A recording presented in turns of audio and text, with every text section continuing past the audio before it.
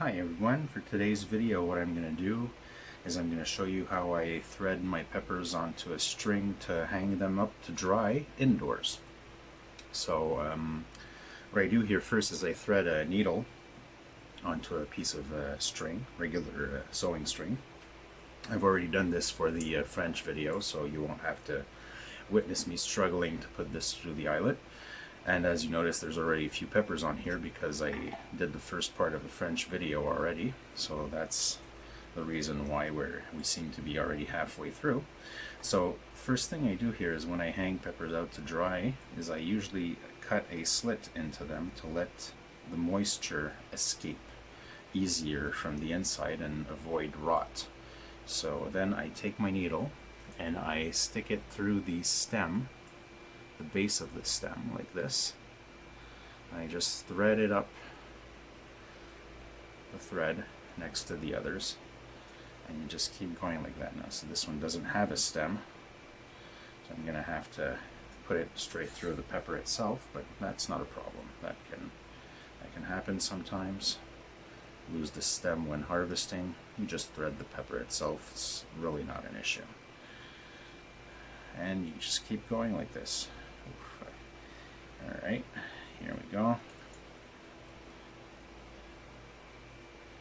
And another one. It can be quite relaxing to do this, actually. I find that threading these peppers, hanging them out to dry, can be a pretty zen-like activity. Just carefully slicing them, threading the needle, hanging them up, seeing the nice colors alternate on the string. The smell of the peppers, especially pungent peppers like these habaneros. So we're going to dry these habaneros up naturally as possible indoors. I find that doing it this way tends to be better than with a dehydrator, for the simple personal preference that the actual drying process doesn't alter the color of the pepper as much as a dehydrator does with the higher temperatures. Of course, the dehydrator is faster, less chance of rot happening, but of course if you follow my tricks here, you're reducing most of your chances of rot anyways.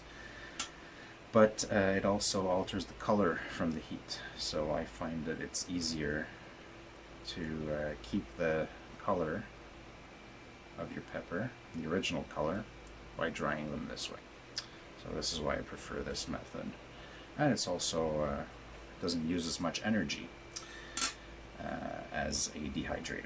So these are the last of my harvest on the habanero, so I'm drying them out since they're all like tiny pods and probably going to be faster to dry since they're so small. Alright, so we just continue threading them like this until all of them have been threaded through.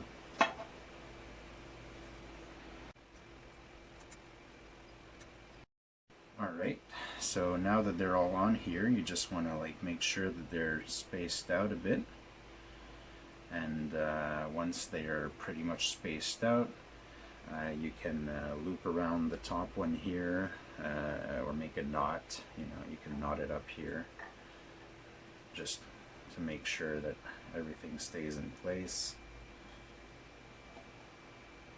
As such, that failed. Okay, let me start again. My big fingers are having issues making knots into this tiny thread. I am not a seamstress, that's for sure. Alright, so have a knot blocking here, and you can go ahead and knot the other end as well, just to have something else blocking at the bottom, just to make sure they don't slide off. So it doesn't need to be pretty. And there you go. So we're going to go hang that. I'm going to cut the cord here and we can go hang it. Alright, so we're ready to go hang this. So I tied everything up together safely, and now we take this beautiful garland of peppers and we take it up over here. So I have my setup here with my Futurvia lights and my fan. So what I do here is I just bring my string, my garland of peppers, around to the back, and once I have both hands, I'm going to be able to do this better, but I basically just string it around one of these screws so that it hangs here in the light and the wind of my fan. So the fan is going 24/7 and the lights are on 16 hours a day, so this should help them dry quite rapidly, usually within a week. So once I get done with this video, I'm gonna finish hanging them, and we're gonna update you once they're dry, show you the final result. Alright guys, so that's it. So as I said, I'm gonna finish hanging these up later when I have both my hands, but if any of you guys are interested, I hope actually this video interested you, and that it was nice and informative. I tried to make this as simple as possible and as efficient as possible for you to understand my process. But there you go. So if any of you were interested about the knife I was using, actually this is from Samuel Lessard Coutelier et Compagnie. You can find his page on Facebook, on Instagram. He has a website too. This beautiful Nakiri 6.5-inch knife that I used to cut these peppers. Ultra sharp and very beautiful piece. And we'll see each other again when this garland is fully dry, so I can show you what I do with them once they're dry and how they look. All right, take care. Bye.